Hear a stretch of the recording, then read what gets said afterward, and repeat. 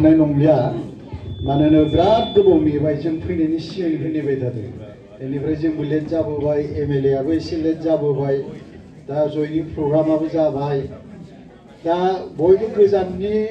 आलासि फैदों हिसाबै माबा मोनसे माने गोदान बाथ्रा बुंमोनलाय खोमा होननानै एसे खोनासंनो लुगैदों खोमा आरो आंनाबो रावा बारा गोदान नंथारा गोदो आन्दलन समावनो बे गामिफ्राव बै फिल्डआव माने मिटिं खालामफैनाय गोसोआव दं आंबो रबिराम नार्जारी आदाया जेब्ला प्रेसिडेन्ट प्रथम जाजेनदोंमोन बे समावनो आंबो सासे सेन्ट्रेल एबसुआव माने अर्गेनाइजिं सेक्रेटारि माने खामानि मावदोंमोन बिथांमोनजों समान समान जि खामानि मावबोनो सुबिदा मोनदोंमोन बैनि माबाफ्रानो गोहोमानो गोग्लैनानै दिनैबो गारनो हाया दहाय माने रबिराम नार्जारी एमएलए आ नोंथांमोननि सायाव बुंदोंना बर'आ मोननैल' पार्टी दं बे मोननैनि गेजेरावनो अबेबा मोनसेखौ मावनांगोन गुबुन दा सानथार बेजों जेबो जाया नंथारगौ आं गहपुरनि दाख्लै जे गोदान बिटिसिआव माने 60 खान गामि हाबदोंना बिनि गेजेराव आंनि गामियाबो आंना गामिया बरफुख्रि गोदो बड' आन्दलनाव बड'फानि आन्दलनाव जोंबो 14 माहामै रायजो राजाफ्रा बारसोमनायनि गेजेराव 1989 मायथाइयाव जोंनि गामिया हारसाफोरजों सावजाजोबदों हाजोआव खारना थाहैनो नांदों नोंथांमोनना हाजोआ गंगार हाजो जोंना अरुणाचलनि दफ्ला हाजो बै दफ्ला हाजोआव खारनानैसो जों बारग'दों आरो बे जायगानिफ्राय उन्दै समनिफ्रायनो आन्दलनाव फैनाय हिसाबै आंबो सानो जोंनावथ' बर'फ्रा खमथार बारा गैया जों 22,000ल' भटार एमएलएबो देरहाया थेवबो बे जायगानिफ्रायनो जे बिपिएफ खालामनांगौ बे माबाया जोंनाव दंबाय थायो जोंनि रायजो राजा आइ आफाफ्राबो बेखौनो नायो क'क्राझारनिफ्राय हाग्रामा महिलारिनि माने दैदेननायाव मा पलिसि फैदों सोरनो भट होनांगौ नैबेनिफ्राय अर्डार थांनायखौनो जोंनाबो जों भट होयोलाय आरो देग्लायबा मा सोरनो अर्डार हरनोसैलाय बेबायदि होनसैलाय जोङो बेयाव बै जायगायाव क'क्राझारनिफ्राय 500 किल'मिटार 520 किल'मिटारसो जायो जोंनिया बे जायगायाव खैदां खैफोद जायोबा बे क'क्राझारनि लिडारफ्रानो थांनानै बासायहैयोलाय हा बेखौ नायनानै जोंबो मालाय मा बिजेपि बानायनो हागोन नामा जों कंग्रेस बानायनो हागोन नामा जों कंग्रेस आरो बिजेपिनि हाइ कमान्डआथ' दिल्ली दिसपुरावसो थायो जोंना हाइ कमान्डआ क'क्राझाराव थायो जोंना बर' गोजा आंनि आफायाबो बै माबानिमोन रनसायदामनिमोन माबाया आबौआ चिरां जिल्लानि बिनिफ्राय खारलांनानै माबायाव अदालगुरियाव थाहैबाय अदालगुरिनिफ्राय आरो गहपुराव खारलांलायबाय जों बेयाव जोनोम जाहैबाय दा थाङै थुङै गोदो आबौआबो जोंखौ खिन्थाफैयाखिसै दाख्लै रनसायदा गामियाव माने आबौनि नामखौ नागिरनानै जा जाथि बंस नागिरबाय गैया रावबो सिनायला आजि 75 बोसोरनि सिगांनि बाथ्रा आन्दलन समावबो जाथि बंस नागिरनो सम मोनाखिसै दा नैबेबायदि सेन्टिमेन्टजों जोंबो बिपिएफ खालामनो ओंखारबोयो आरो बिपिएफ दाजेननायनिफ्रायनो गहपुराव बिपिएफखा आंना मालाबा सानो बे क'क्राझाराव बोरै बिजेपि जाद्लाजोबनो नागिरोब्रा होननानै जों हरलाबायो मालाबा हा जों मिन्थिथारो बिनि हाइ कमान्डआ बिसिनि पलिसिया दिल्ली दिसपुरनिसो जायो आरो दिल्ली दिसपुराव जोंनि बिसिनि हाइ कमान्डआव जोंनि बर'नि सासे मानसि गैखाया हा बोरै जानांगौ जाखो बे जोंनिया माखासे लिडारफ्रा नामफोरखौ बुंबाथ' दानो दायानो जागोनलाय मा होननानै बुंदोंमोन मिथिबाना इलेक्सननि सिगांसो बिटिसि इलेक्सननि सिगांसो बै सारमोना जे देरहादों जोंना सासेल' देरहाबाबो दिल्लीनि आशीर्बादाव सरकार थागोननो दाबायफा 7 जन सासे नङा 7 जन देरहादों हादों नामा हाया बे जाबाय डेम'क्रेटिक सिस्टेम बे सिस्टेमाव जायजों रायजो राजाफ्रा मेजरिटि भाबै थागोन बे पार्टिखौ रावबो हिलायनो हाया दहाय एमएलए सारा बुंलांदों आरो 15 बोसोर खुनु बिपिएफखौ फेजेननानै सरकार सोलायनो हानाय शक्ति गैया होनना दहाय बुंलांदों नंथारगौ बे जों बुंनाय बाथ्रा नङा बे असमियाफोरनि इन्टेलेक्सुवेल्सफोर मेलेमजिबिफोर मिडियानि मानसिफोर निउज रिपर्टार बिसोर बुंनाय बाथ्रा जाय लिडारनि दैदेननायाव नोंथांमोना दिनै आंथ' सानो आरोना सार बे एरियाफ्राव जोंनाथ' बेबायदि दाबो गैया गामि बिथोर जेरावबो माने फाखा लामा जोंनावथ' दाबो माने नै दा अखा हालायबायना मटर साइकेल बारनो हायि जालायबाय आराम्भ बेबायदि जादों आरो बे जायगायाव थानानैबो जोङो जोंनि बर' हारिनिनो थैजों दाजानाय बिपिएफखौ जों नांगौ होननानै जों बुंनो हायो गासिबो जानायनि उनावबो कंग्रेस खालामनो ओंखारग्रा बिजेपि खालामनो ओंखारग्रा किन्तु मोनसे माबाखौ बुंगोन हाजार सानैसो ओंखारोब्लाबो बिटिसि जाजेननायनि उननिफ्राय बनरगाव समस्तिखौ मोनसेबो हान्जाया देरहाफेराखै फेजेननो हाया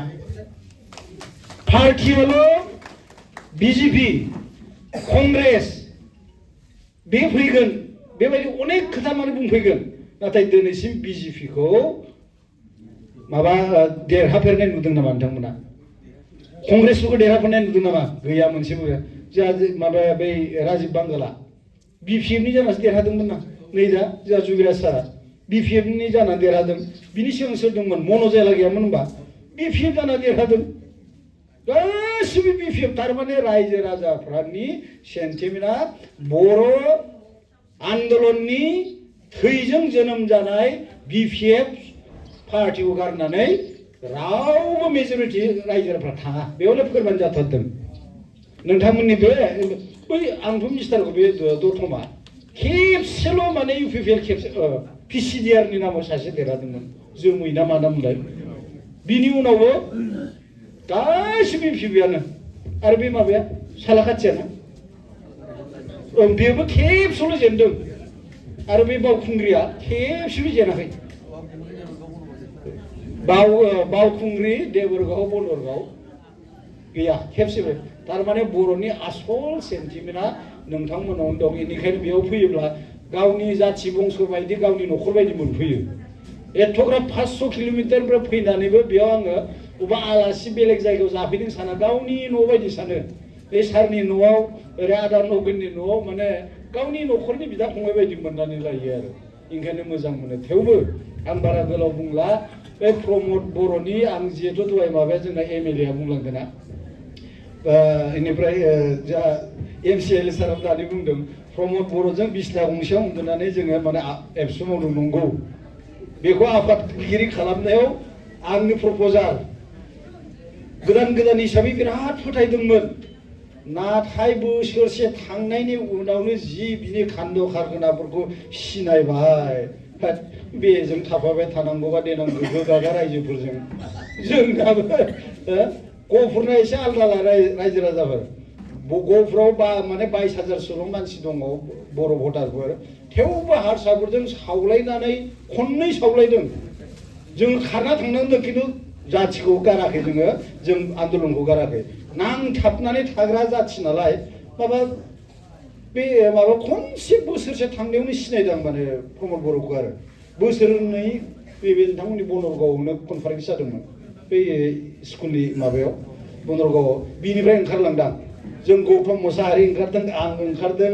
ओमफ्राय जाय बेखौ माने सिनायदों बेजों जानाय नंलालै होननानै जों ओंखारनानै जोङो माने बिपिएफआव हाबदों आरो बेनो दा इलेक्सनाबो दिनैनिफ्राय माबा जाबाय बारा माने बुंथ'वाखै बिसोरो मा बुंग्रोयो एसे खोनासंग्रोबाय थादां मैया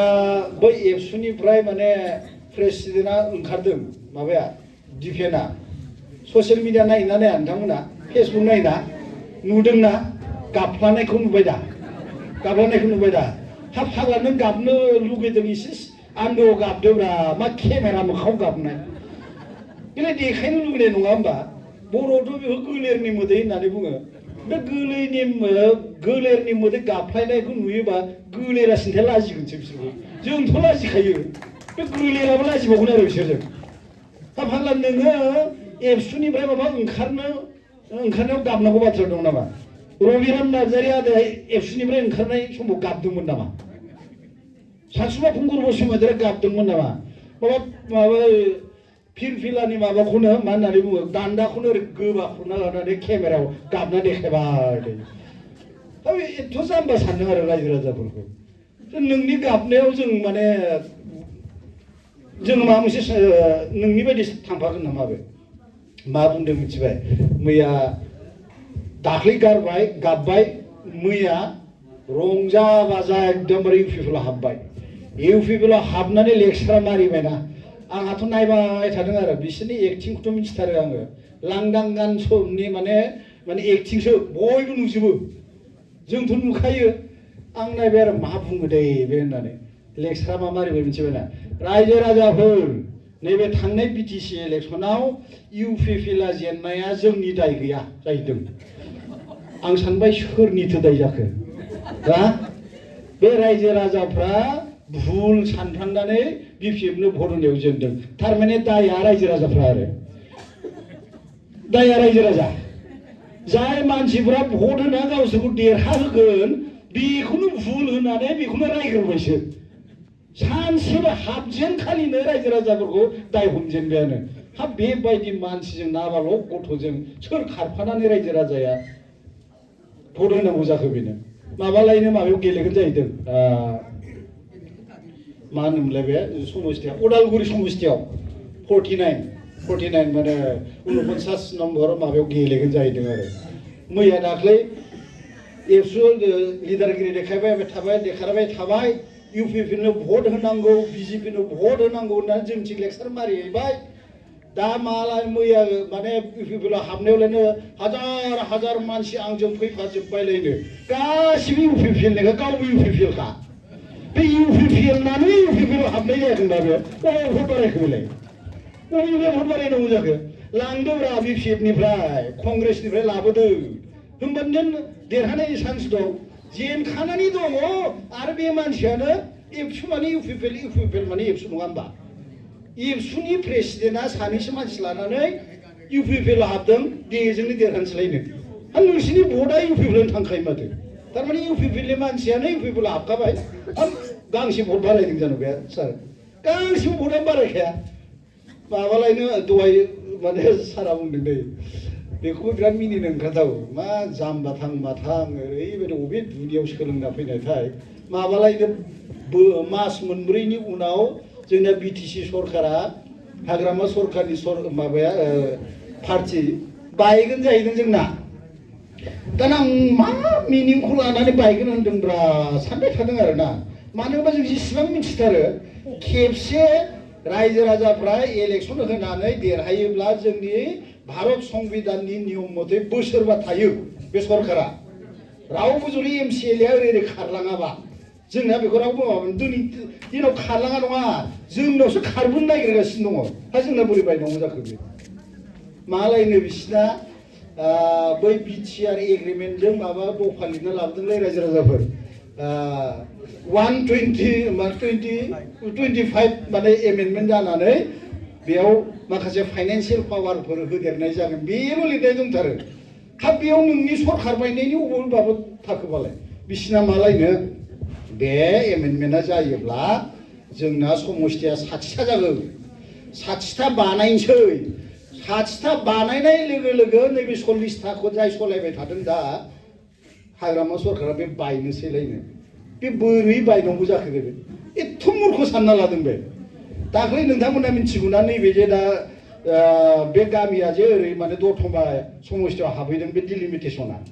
डिलिमिटेसनजों थांनाय एसेम्बलि सेगमेन्टनि आरो माने लकसभा सेगमेन्टनि डिलिमिटेसन जानायनि उनाव बे एरियाया जे दतमायाव हाबबाय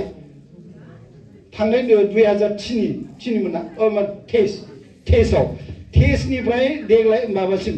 नैबे 26सिम बे ससेयावथ' बायनांगौमोन ना डिलिमिटेसन जायोब्लानो जुदि सरकार बायोब्ला आसाम सरकाराबोथ' इदिखालि बायनांगौमोन मानो बायनो मानो होनबा खेबसे रायजो राजाफ्रा भट होनानै जायखौ सरकार फाथिदों बे पार्टियानो बोसोरबा थायो बेखौ खुनु पय्दे रावबो सिफायनो हाया आरो बिनि सिगां पन्सायतआ जोंथिंथ' पन्सायत दं नोंथांमोनाव पन्सायत गैया जोंना 6 सिदुलाव हाबबाय नै दाख्लै माने 60खान गामि हाबनानै जोंनि आवगायनि जि माने पन्सायत दाना दंमोन दिनैसिम लायाखै खेबसे इलेक्सन होबाय नालाय बे 5 बोसोरा जोबगोनब्रा जोंनाबो बे बिटिसि सरकारा 5 बोसोर थाबावगोन बिनि उनाव जाय गोदान इलेक्सनाव देरहागोन बेसो पार्टी जागोन जोंनाथ' बुंखानायानो जाहैबाय बयबो मिथिगौ 15 बोसोर आरो जोंखौ रावबो फेजेननो हाला हायोबा हिम्मत दङबा फै नैबे 5 बोसोरनि उनाव 29 ना 30आव फैथोंसैलायब्रा नांफैदोलाय हिम्मत दङब्ला नङा होमबा बेसो रायजो राजाफ्रा आं बारा गोबाव बुंला जइन जानांगौ अनेक दङ आं ओंखायनो आंनि माबाया बारा माने सुइट जायाखिसै भटबो बिथ'वाखै ओरै सारमोना जेब्ला भट बिगोन भट बिनो थाखाय खिन्थु फैबावगोन बिराद सल'बाथा खिन्थाथारनांगौ दं आंहा मा सल'बाथा मिथिगौ ना माब्रै थगायो बे प्रमद बर'आ बोरै थगायो बिनि बिराद सल' दं आंनाव बेखौ आं खिन्थागोन आरो मानो होनबा जों ज' आन्दलन खालामबोनाय मानसिमोन नालाय मिथिथारो बिनि जोंनि गेजेराव जों बेखौ मोनसे नाम दोनदों बर'आव सियालनिख्रुइ सानसे सिगां जोनोम मोननाय प्रमद बर' बिराद रागा जोंदों आंखौ एकदमबारे जाथावै बाथावै फनाव नांलायहरदों आंजों नों बे सियाल नालाय नोंखौथ' बुंगोनथ' आरो ओरैबायदि सियाल नोङो बे आसल सियाला जेसेबां सैतान नोङो बिसिनि सानसे सिगां जोनोम जानाय नालाय नोंना बिसिनिख्रुइ बांसिन नायसि जादोंब्रा होननानै आं बाख्नायहरफ्लादों आरो नों जानला मोनला नाम होनांलाब्रा नै लोगोफ्रा बिनि लोगोफ्रा दाबो रायलायो बेयाव बै दतमानि जसमानिकमोन बिसोरो इउपिपिएलनि मावोना बिसोरो दा एसे माने गौतम मुसाहारि बिथांमोन दा गैला है नों बुंनाया माथो जाजोब्बायलै होनो दा दाख्लै जों सारजों ज' साहा लोंलायदों बैयाव लोगो मोनलायनानै होद नों लिरनाय आंथ' फेसबुकाव लिरबाय थायो नालाय नों लिरनाय नों बुंनायफ्रा माथो गासिबो जाजोब्बायलै आं मिथियोब्रा लोगोथारबा मानो मिथिया जानो मा सभाबनि आखुआ गासिबो मिथियो नैबे इलेक्सनाव भट बिनो फैयोब्ला साफा बिसिनि सल'बाथाफोरखौ खिन्थाजोबगोन आं रायजो राजाफोर एसेखौनो बुंना फोजोबथ'नाय जाबाय गोजोन्थों।